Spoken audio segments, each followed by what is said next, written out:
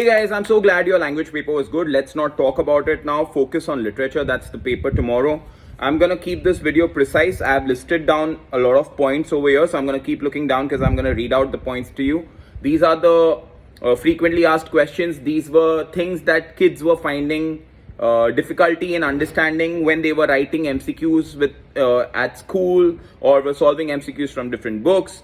And that's because a lot of kids don't know what sort of paper to expect tomorrow. So I hope these tips clear out a lot of things. All right, so let's just start. Okay, listen very carefully to what I'm saying. Now, the first thing, that the paper tomorrow is going to be super duper simple. Like, I'm not just saying it as a teacher.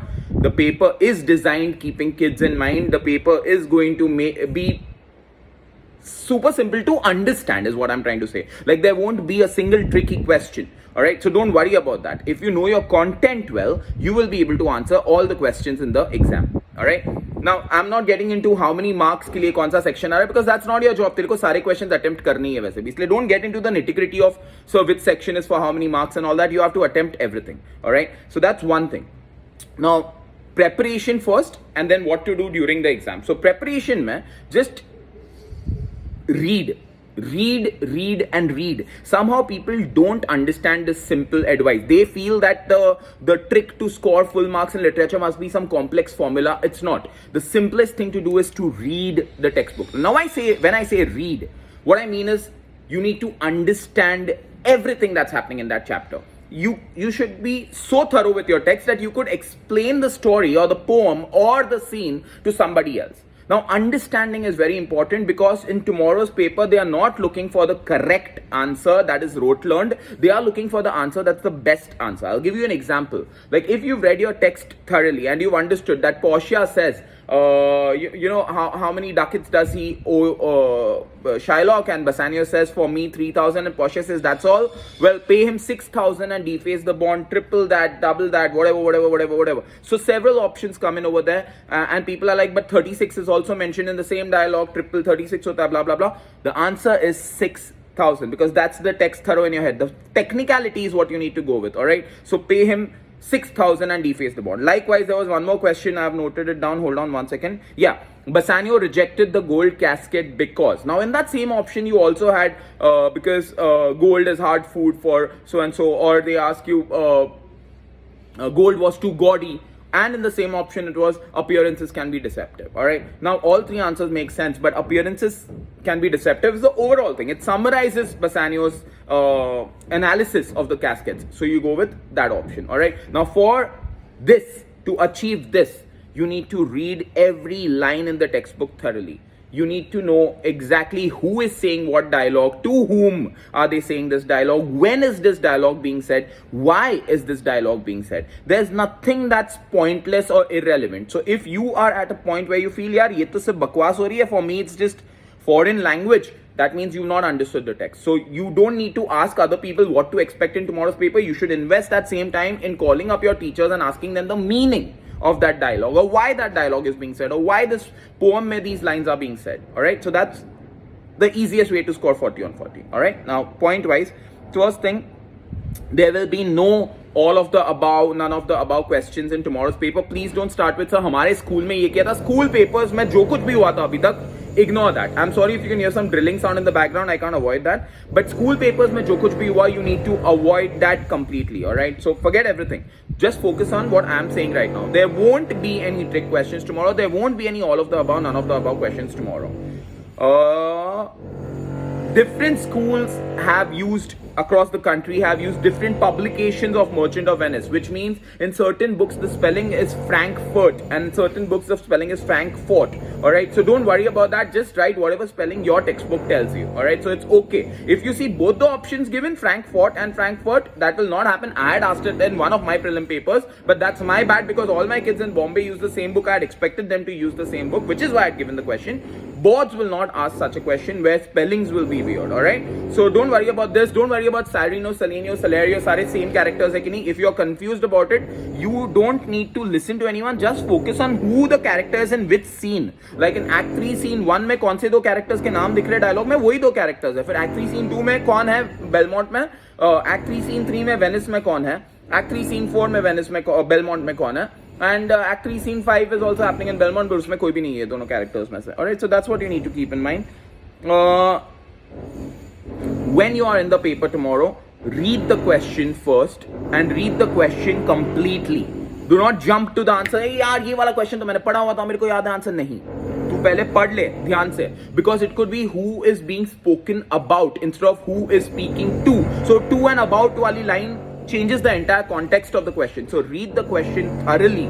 Alright, only once you are done reading the question, think of the answer in your head, then start eliminating. Obviously wrong वाले जो answers उसको eliminate कर. फिर तेरे पास 2 confusing answers बचेंगे. Suppose तू confused है तो फिर सोच कि textbook में कौन सी line में कौन किससे बात कर रहा है. फिर यही हो सकता है, ये सबसे obvious answer ये है. Then go with that answer. Alright, that's how you should proceed tomorrow.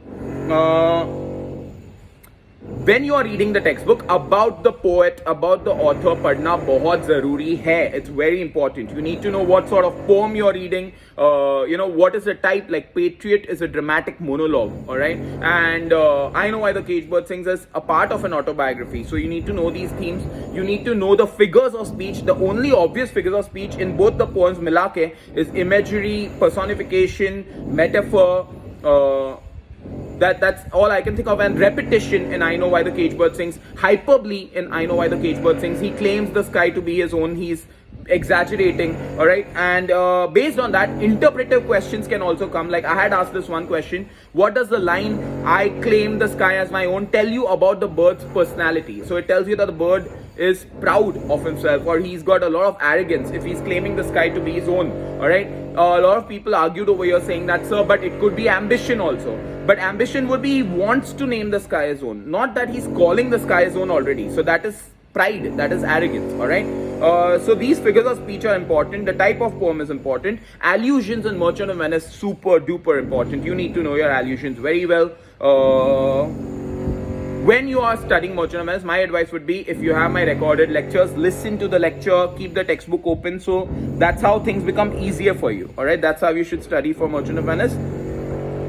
You can be asked to interpret a word as well. So for example, they can ask you, what does the word aloof in this context mean? And they'll give you like 4 options. You'll have to tell the correct option. Now in your head, if you know the dictionary meaning of the word aloof, that may not be the meaning in the context. Like over here in the context, the word aloof means stand aside.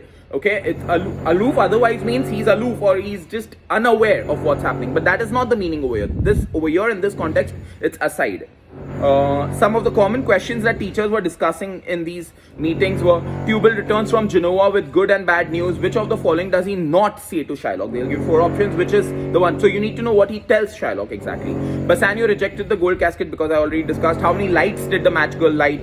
Who wrote this poem, or who is saying these lines, or what is being said? A kid asked me, so who's the narrator in Little Match Girl?